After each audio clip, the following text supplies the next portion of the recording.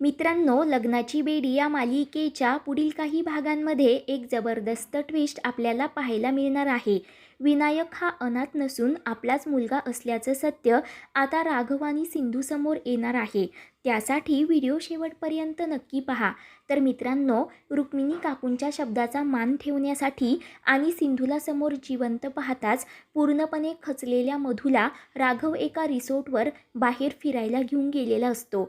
अजूनही राघव आणि सिंधूमधील दुरावा मात्र मिटलेला नसतो, कारण दोघांचाही खूप मोठा गैरसमज झालेला असतो आणि सिंधू रागाच्या भरात राघवचं काही एक ऐकायला तयार नसते. ती सावीला घेऊन अजूनही बाजूलाच राहत असते. परंतु नियती सारखं सावी आणि विनायकच्या निमित्ताने राघव आणि सिंधूला एकमेकांच्या समोर आणत असते. परंतु नियतीने दिलेला संकेत मात्र राघव सिंधूला अजूनही समजलेला नसतो. तर इकडे राघव जेव्हा मधूला एका रिसॉर्टवर घेऊन आलेला असतो, तिथे नैना आणि अभिनावाचं एक कपल त्याच हॉटेलवर आलेलं असतं. दोघेही मस्त डान्स करत असतात, तर मधू त्यांचे फोटोज काढत असते आणि त्याचमुळे राघव आणि मधूची त्या जोडप्याशी ओळख होते. तेव्हा अचानक मधूला त्रास होऊ लागतो, तर राघव तिला गोळी देतो. तर नैना विचारते, काय झालं, यांना कसली ॲलर्जी आहे का? त्यावर राघव म्हणतो, नाही, ॲक्च्युली काही दिवसांपूर्वी त्यांचा अपघात झाला होता ना, तेव्हापासून तिला त्या गोळ्या चालू आहेत. आणि अपघात हा शब्द ऐकताच नैनालासुद्धा लगेच चक्कर येऊ लागते. राघव तिच्या नवऱ्याला म्हणजेच अभिला विचारतो, अचानक यांना काय झालं? त्यावर आता अभि राघवला सांगू लागतो की काही वर्षांपूर्वी आमचासुद्धा असाच एक बस ॲक्सिडेंट झाला होता आणि जेव्हा जेव्हा नैनाला हे सर्व आठवतं ना, तेव्हा ती खूप घाबरते. तेव्हा नैना सांगते, हो, आमचं नवीनच लग्न झालं होतं. आम्ही तेव्हा पुण्याहून रत्नागिरीला जाण्यासाठी निघालो होतो, परंतु मध्येच आमच्या बसचा ॲक्सिडेंट झाला. ते जर आठवलं ना, तर माझा खूप थरकाप होतो, कारण त्या बसमध्ये खूप सारी छोटी छोटी मुलं होती. त्यांच्या रडण्याचा आवाज अजूनही माझ्या कानामध्ये घुमतो, म्हणून आता नैना खूप रडू लागते. तर अभि राघवला सांगत असतो, त्या बसमध्ये असणारी एक बाई तर माझ्या चांगलीच आठवणीत आहे. ती आपल्या 2-3 महिन्याच्या बाळासोबत एकटीच बसने प्रवास करत होती. आणि अभिचे ते बोलणे ऐकून राघवच्या पायाखालची जमीनच हादरते. तो विचारतो, त्या बाईचं आणि मुलाचं पुढे काय झालं?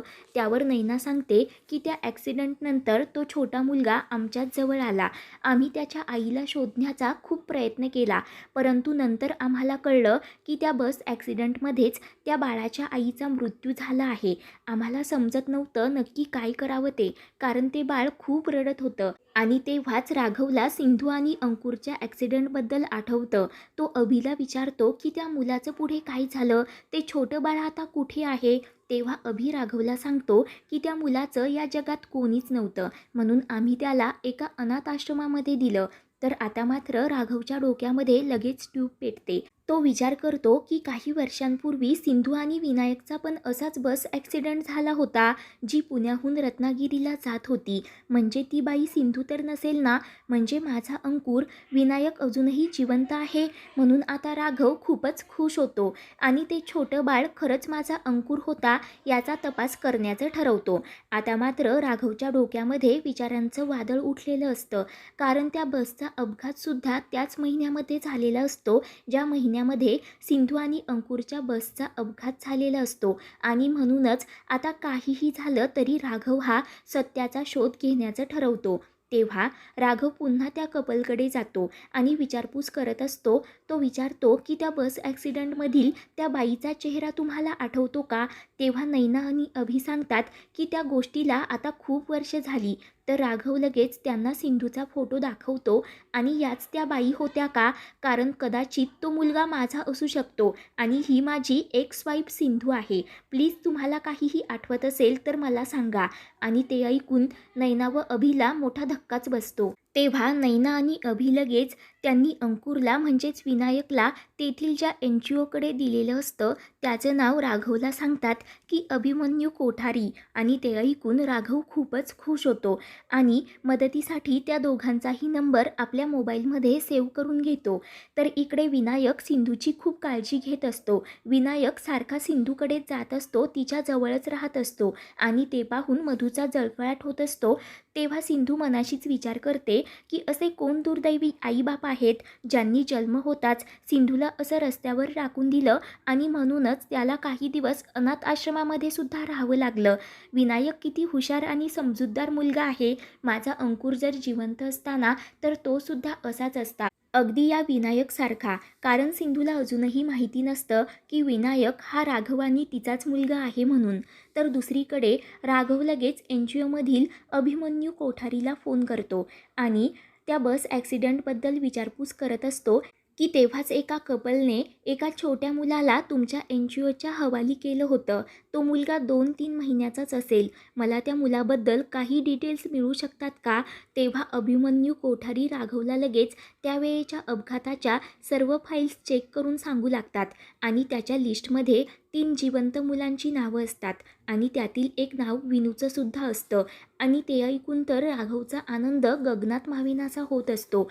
तेव्हा राघव अभिमन्यू कोठारीला विचारत असतो की त्या मुलाला तुम्ही कुठल्या हॉस्पिटलमध्ये घेऊन गेला होतात, ते तुम्हाला काही आठवतंय का? तेव्हा अभिमन्यू कोठारी राघवला सांगतात की सिटी हॉस्पिटलमध्ये आणि तिथेच तुम्हाला विनायकबद्दल सर्व काही डिटेल्स मिळू शकतात. बाकी आमच्याकडे त्याबद्दल काहीही माहिती नाही. तर इकडे सिंधूसुद्धा सिटी हॉस्पिटलमध्येच काम करत असते. तेव्हाच तिथे राघव विनूबद्दल काही इन्फॉर्मेशन मिळते की नाही ते पाहण्यासाठी आलेला असतो आणि हॉस्पिटलमधील एका डॉक्टरांकडे तो विनायकची खूप बारीक सारीक चौकशी विचारपूस करत असतो.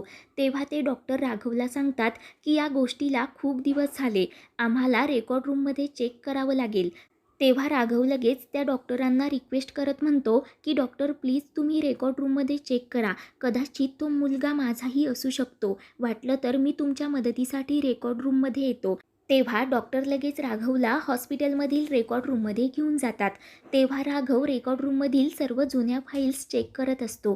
तेव्हाच त्याला तिथे विनायकच्या नावाची एक फाईल सापडते.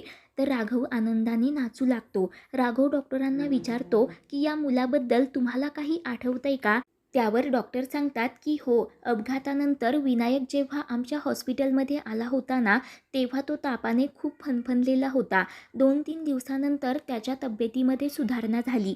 आम्ही त्याच्या आईवडिलांची खूप वाट पाहिली. आम्हाला वाटत होतं कोण ना कोणतरी त्याला घेण्यासाठी हॉस्पिटलमध्ये येईल, परंतु दुर्दैवाने तेव्हा कोणीही त्याला घेण्यासाठी इथे आलं नाही आणि म्हणूनच आम्ही विनायकला एका अनाथ आश्रमामध्ये पाठवलं. आणि ते ऐकून राघव ढसाढसा रडू लागतो.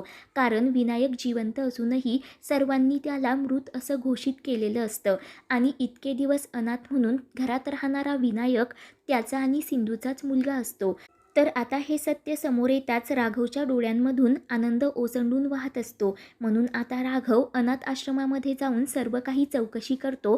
तेव्हा त्याला खात्री पडते की विनायक हा सिंधू आणि त्याचाच मुलगा आहे.